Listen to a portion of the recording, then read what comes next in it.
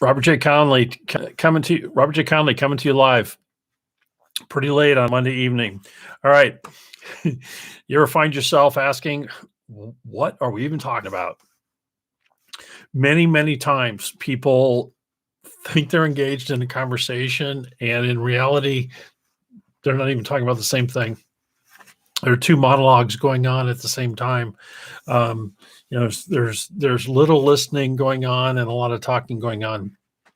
So I want to give you three super simple ways to always be quite asking yourself, not whether or not we agree or disagree, whether or not we're talking about the same thing. And that is a really, really important issue, both in business and in personal relationships. And so, a couple things first about time, just the concept of time, how differently we experience it.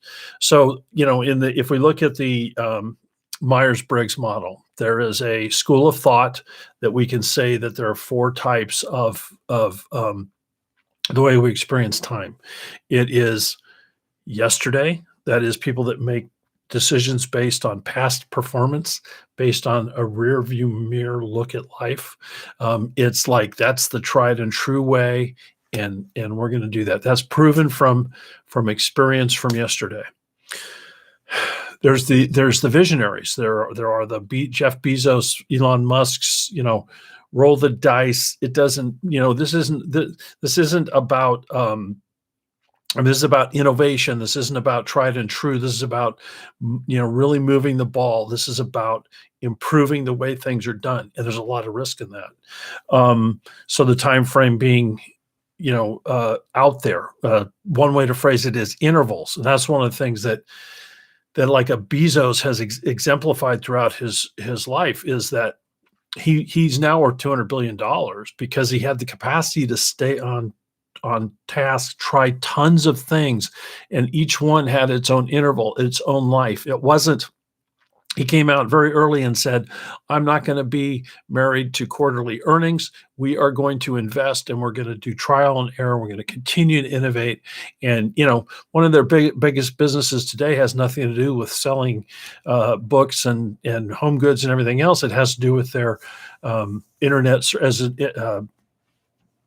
as a provider of internet services. And so that time frame of intervals, of experimentation, of experiencing, and then there's the time frames of today. It just matters about today. Be present to today. And then finally there's the time frame of tomorrow. And so, there's yesterday, today, tomorrow, and then there's this interval thing. And the people who innovate are able to have the process determine time frames, not the calendar.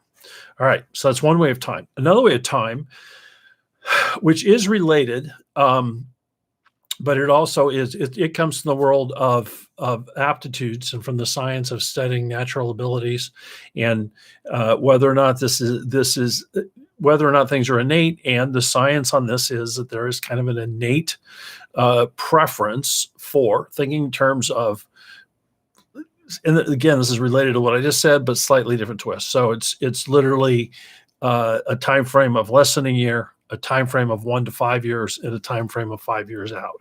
And so the most strategic visionary leaders are always on that 5 year and out. The immediate getting things done today, people are in that under 1 year period. And then there is a group of people that are in that 1 to 5 year period that can kind of straddle both of those worlds. And they're the intermediaries who have the potential to be effective leaders in organizations that have that visionary and then also have the day-to-day get the work done people. And again, that's something that, you can be in a conversation and someone is being overwhelmed by the concern of getting a shipment out the door tomorrow, and the other person is concerned about where the company is going to be in 5 years, 10 years. And It's kind of an extreme example. A lot of times those people don't talk to each other anyway, but just this awareness, this always questioning of, okay, I'm in this conversation with this person. How is time being framed? How is each of us experiencing it? That's really all you have to remember. Don't, the ins and outs of what I've described. Yes, they're valuable, but just be open to the fact that, okay, we're talking about different timing things.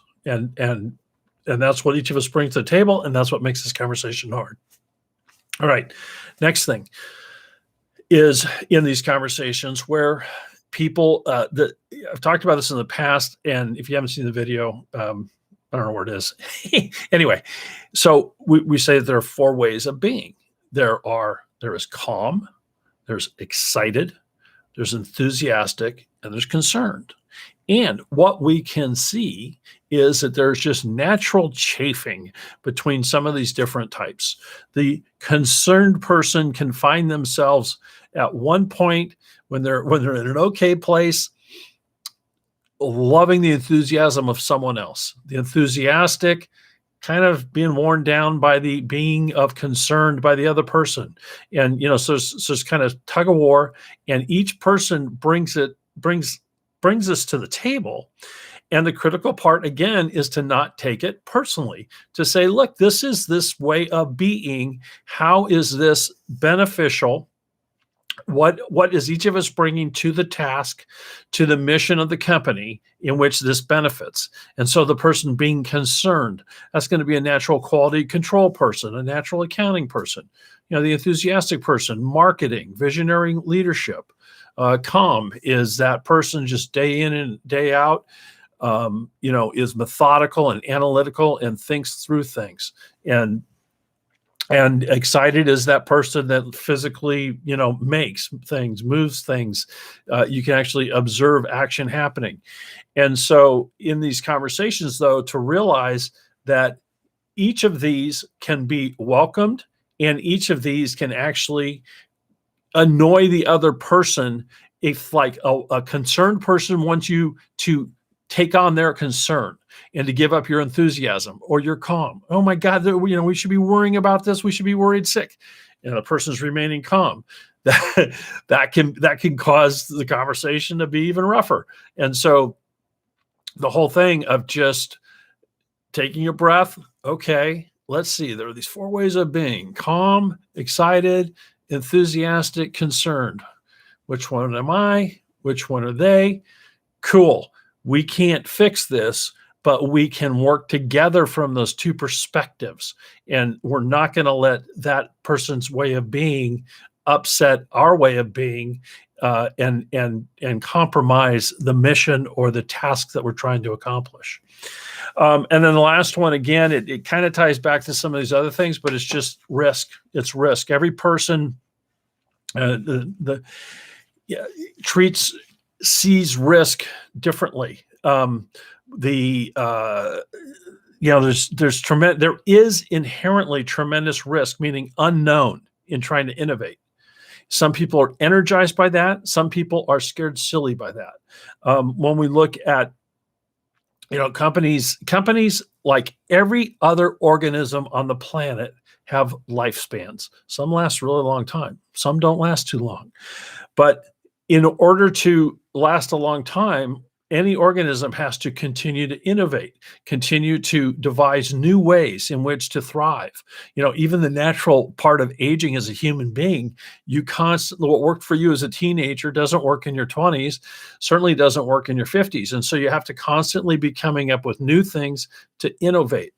And so under the heading of risk, what some people get in the belief that if we just keep doing what we've been doing, it's the proven track. Well, that's the death march of any organism, because it's inherently critical to adapt. But the other part of it is that repeating the same thing over and over, day in and day out, doesn't usually get immediate criticism. It's the innovation that feels much riskier. And so I'm not trying to make a case for one or the other. What I want to just, again, you're in this conversation. This conversation feels like it's about different things. I'm not sure where it's going. Oh, tell yourself, okay, let's look at how each of us is feeling about risk. How do we see risk? How are we trying to decipher that? What is that doing to our metabolism? All right. So there are three things to keep in mind whenever you're in conversation, whenever you're in process with people. It's time frame, it's their way of being, and it's their risk metabolism. How is it that they process and handle risk? I'm Robert J. Conley. I will see you next time.